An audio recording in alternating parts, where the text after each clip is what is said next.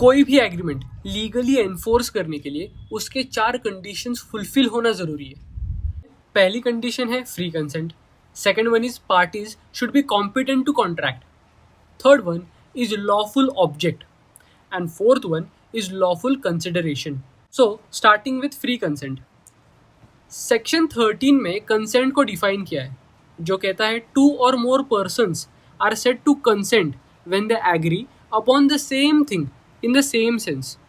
मतलब 2 या 2 से ज़्यादा लोग अगर सेम थिंग के ऊपर सेम सेंस में एग्री करते तभी हम उसे कंसेंट कहेंगे. ये कहा है सेक्शन 13 में. और सेक्शन 14 डिफाइन करता है free consent. That is consent is said to be free when it is not caused by. मतलब हर एक कंसेंट फ्री कंसेंट है only when it is not caused by coercion, undue influence, fraud, misrepresentation and mistake. So section 14 के subsection 1 को define किया है section 15 में.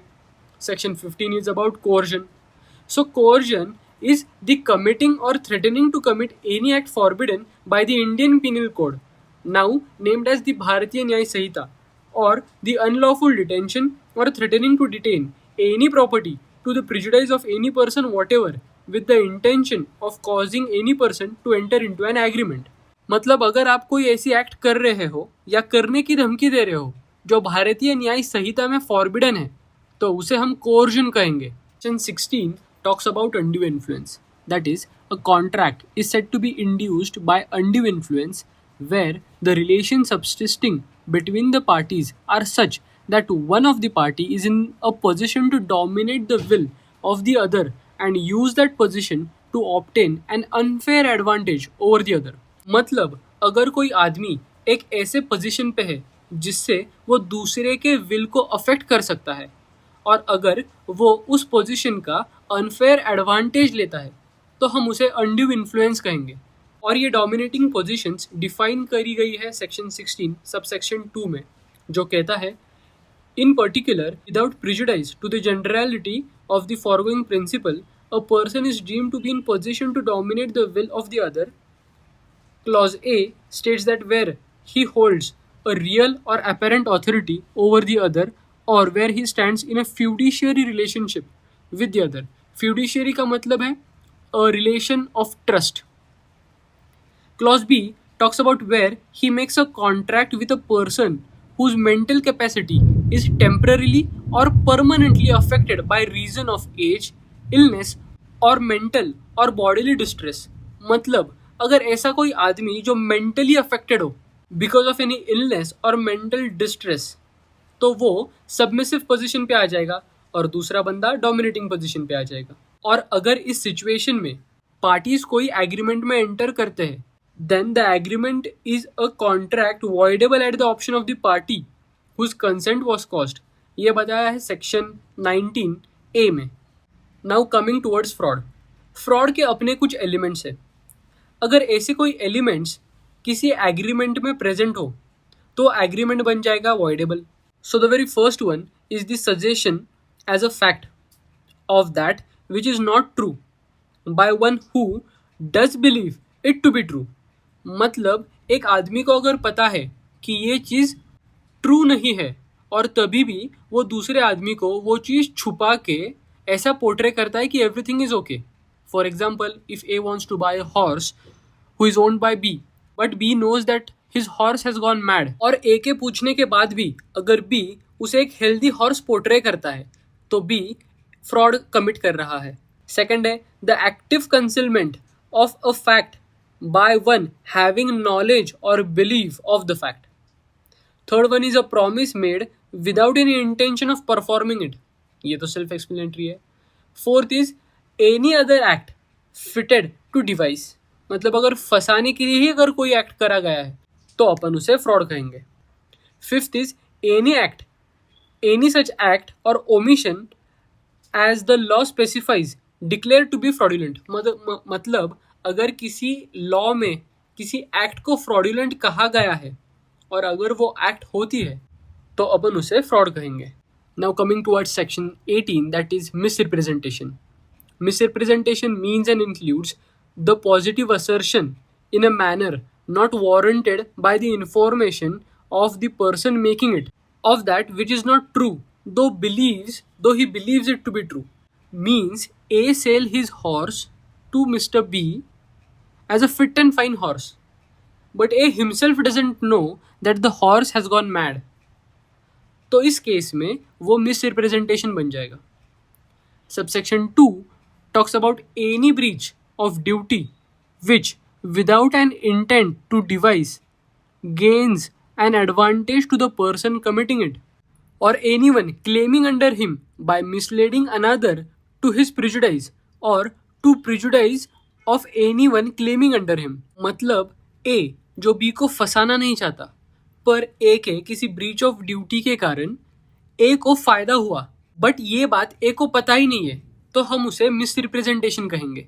Section 19 talks about voidability of agreement without free consent. When consent to an agreement is caused by coercion, fraud, or misrepresentation, the agreement is a contract voidable at the option of the party whose consent was so caused. मतलब अगर कोई agreement हुआ है without free consent, means अगर कोई agreement हुआ है fraud के कारण या कोर्जन के कारण या मिस रिप्रेजेंटेशन के कारण, तो वो agreement is a contract voidable at the option of the party whose consent was so caused. In simple words वो एक वॉइडेबल कॉन्ट्रैक्ट है. ठीक है, अभी सेक्शन 19A में जाते. सेक्शन 19 और सेक्शन 19A में यह डिफरेंस है कि सेक्शन 19 में अनड्यू इन्फ्लुएंस कवर्ड नहीं था, जो कि सेक्शन 19A में बाद में अमेंडमेंट लाके वो कवर किया गया. Section 20 talks about when both the parties to an agreement are under a mistake as to the matter of fact essential to the agreement is void. इसे हम एक एग्जाम्पल से समझते हैं. ए अपनी शिप बी को सेल करता है फॉर ₹50 लाख, बट उन दोनों को पता ही नहीं है कि वो शिप कब की ओशन में डूब चुकी है, तो वो है mistake and the contract is void. Section 21 talks about effect of mistake as to law. A contract is not voidable because it was caused by a mistake as to any law in force in India. मतलब कोई भी contract void नहीं होगा just because it is caused by a mistake as to law. But a mistake as to law not in force in India has the same effect as a mistake of law. मतलब अगर कोई mistake of law होती है और वो law India में present ही नहीं है, तो उसका इफेक्ट सिमिलर होगा मिस्टेक ऑफ फैक्ट से. Section 22 talks about contract caused by mistake of one party as to the matter of fact. A contract is not voidable merely because it was caused by one of the party to it being under a mistake as to the matter of fact. मतलब एक contract voidable नहीं होगा अगर mistake किसी एक party से हुई है. Now coming towards section 23, what consideration and objects are lawful and what not. The consideration or object of an agreement is lawful unless, इसके कुछ exceptions है. जो पहला है कि अगर consideration और object किसी लॉ में फॉरबिड किए गए हैं तो वो अनलॉफुल हो जाएंगे. सेकेंड इज कोई consideration or object is of a nature that if permitted it would defeat the provision of any law. मतलब कोई कंसिडरेशन या ऑब्जेक्ट किसी लॉ के साथ कॉन्ट्राडिक्ट कर रहा है तो फिर वो कंसिडरेशन या ऑब्जेक्ट अनलॉफुल माना जाएगा. Third one is consideration or object if involves injury to a person or property, unlawful. Fourth one, consideration or object किसी कोर्ट ने इमोरल बताए हैं या अपोज किए गए हैं पब्लिक पॉलिसी में, तो फिर वो भी अनलॉफुल मानेंगे. सेक्शन 23 में हमने कौन से एग्रीमेंट्स अनलॉफुल है वो देखा था. अब सेक्शन 24 में हम ये देखेंगे कि उन अनलॉफुल एग्रीमेंट्स की लीगल वैलिडिटी क्या होगी. So section 24 talks about agreement void if consideration and object unlawful in part.